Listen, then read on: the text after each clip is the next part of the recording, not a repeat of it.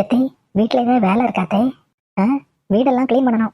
அப்படியா? சரிங்க அத்தை, நான் பண்ணுங்க. எத்தி, வீட்டில் வேற ஏதாவது வேலை இருக்காத்தே? ஆ, பாத்திரம் கழுவணும். சரிங்க அத்தை, நானே கழுவி வைக்கேன். இன்னும் வீட்டில் ஏதாவது வேலை இருக்காத்தே? ஆமா, துணியெல்லாம் துவைச்சு போடணும். சரிங்க அத்தை, நானே துவைச்சு போடுவேன். என்னடா இது, வீட்டில் வேலை செய்ய சொன்னா ஒரு வேலையும் செய்ய மாட்டா. இன்னைக்கு என்னடானா அவளே வந்து கேட்டுட்டு போய் எல்லா வேலையும் செய்யலாம். என்னன்னு தெரியலையே, எப்படி இந்த திடீர் மாற்றம்? ஷப்பா, கை காலெல்லாம் ஒரே வலியா இருக்கு.